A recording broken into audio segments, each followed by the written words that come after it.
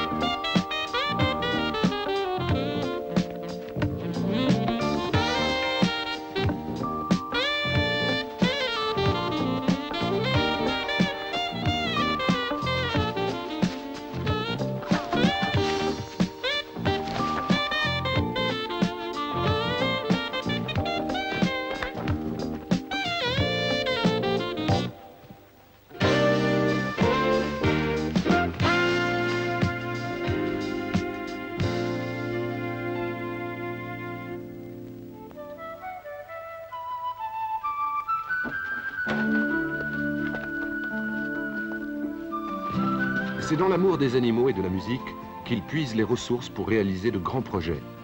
La descente à ski de la face nord de Turia en fait partie.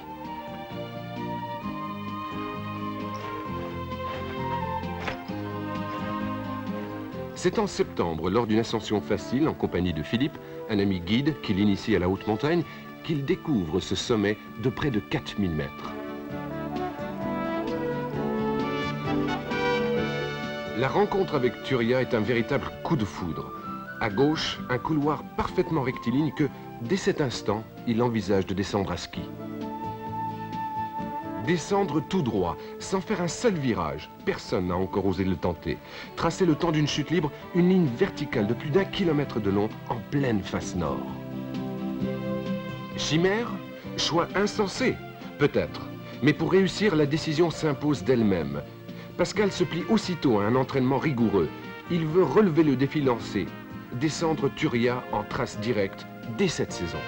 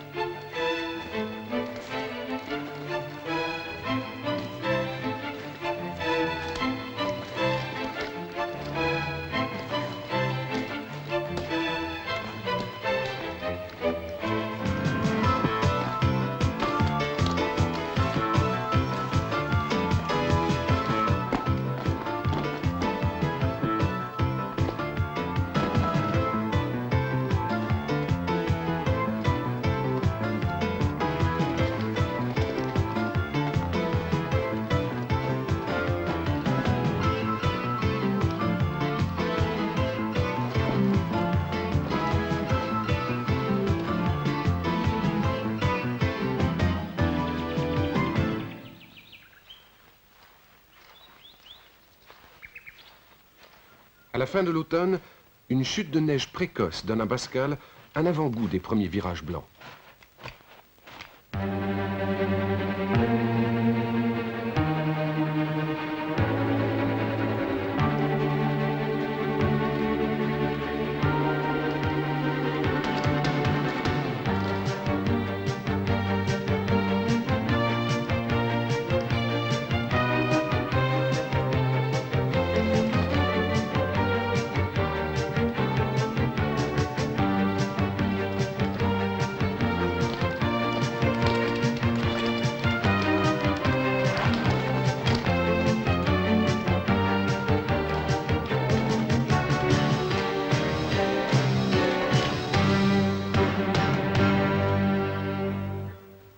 Quelques jours plus tard, juste avant les grosses chutes de neige, il décide de remonter voir celui qu'il appelle déjà son couloir.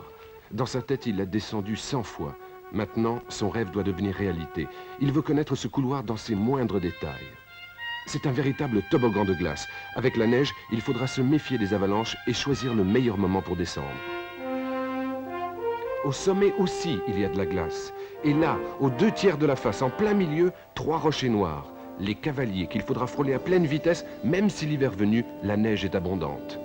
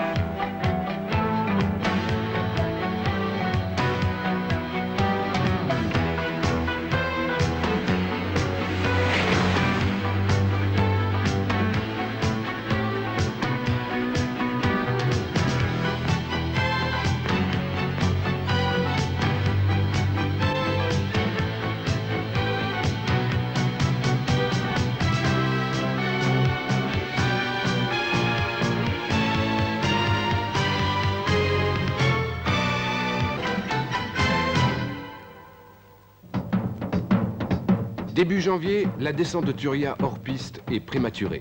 C'est le mois du ski, pour le plaisir et pour la forme. Les centaines de bosses des pistes balisées donnent au cœur le rythme des jambes.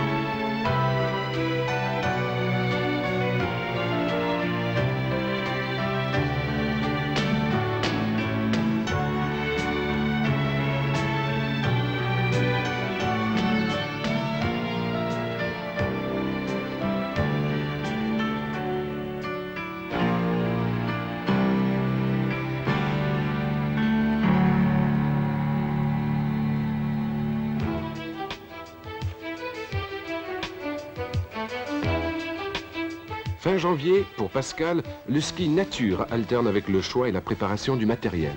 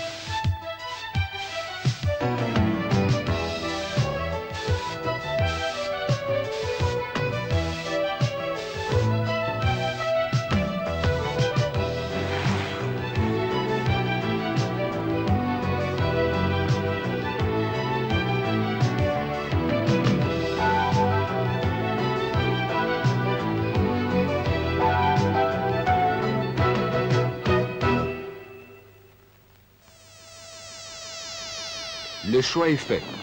C'est sur le monoski, préparé par un spécialiste, qu'il tente alors les premiers essais de traces directes dans un couloir.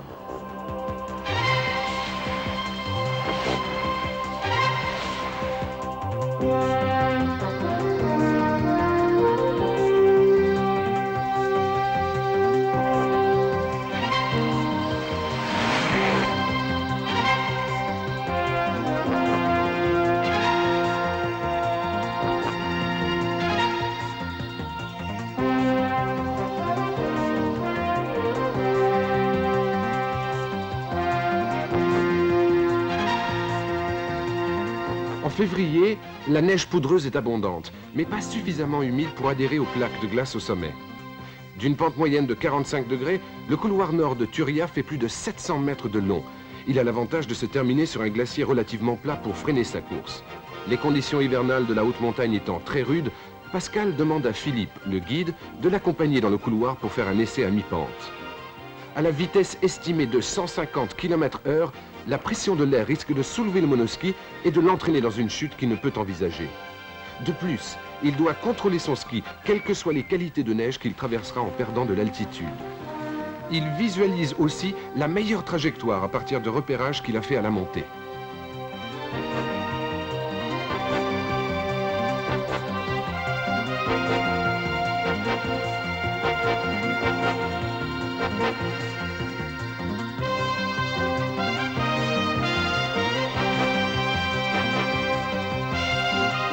Philippe s'engage à son tour. Spécialiste du ski hors piste, il retrouve, malgré le poids du sac, la joie des virages en poudreuse, là où quelques instants avant, Pascal est passé tout droit.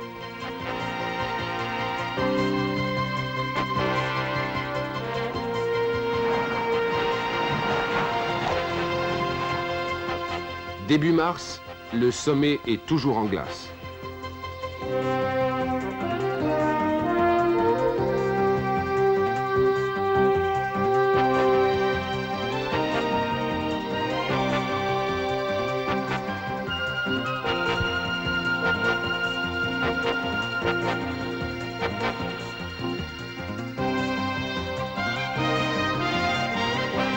Pascal attend sans relâcher un instant sa préparation physique et psychologique. Ne pas laisser la place au doute. Pourtant la saison avance et il reste à peine 1 mois et demi pour tenter la descente.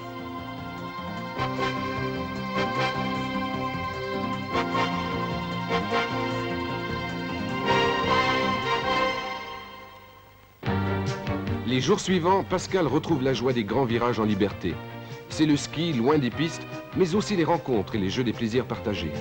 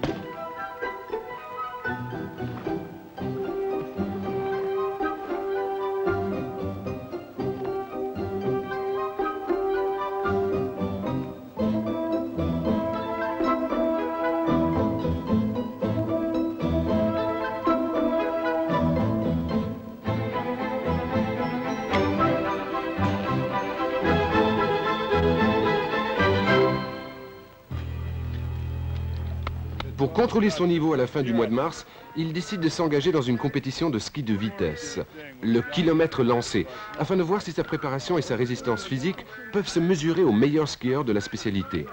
Lui, qui ne vit que pour le ski en liberté, il va s'imposer les rigueurs et les contraintes de la compétition.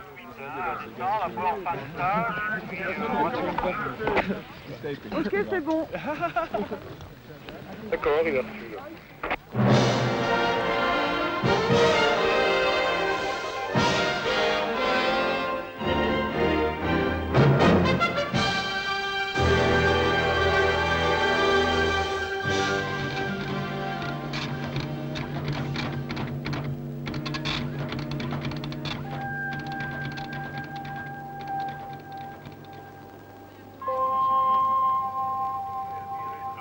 Ok. Moi j'en ai Bon, Dominique.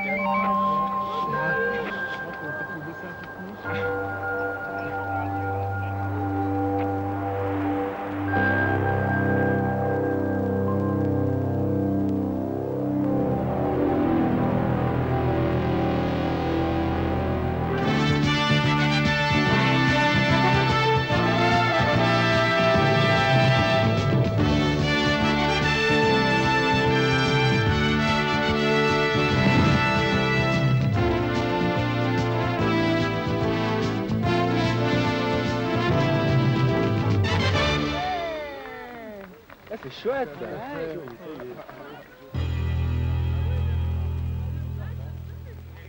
Le diable au départ.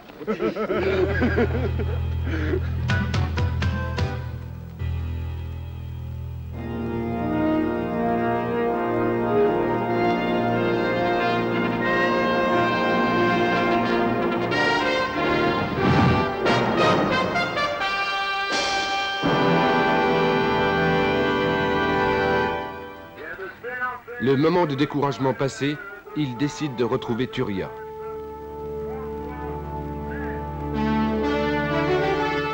De tout l'hiver, la neige n'a pas recouvert la glace du sommet. Il partira donc des Rochers du Cavalier. La saison se termine. Il ne peut espérer d'autres conditions. Il se fixe alors pour seule limite celle que lui imposent les conditions climatiques de la montagne. Il étudie à la montée, mètre après mètre, la trajectoire qu'il devra suivre. Ne pas passer dans la neige croûtée au milieu du couloir. Ne pas venir près des rochers. La neige est soufflée. Faire sa trace dans la bande de neige encore poudreuse, large d'une vingtaine de mètres. D'autant qu'une fois lancé, il sera impossible de faire un virage pour s'arrêter. Se concentrer. Oublier que la glace vive est à quelques centimètres sous le ski. Se concentrer encore, et depuis 6 mois, pour une trace directe, vertigineuse, qui va durer quelques secondes.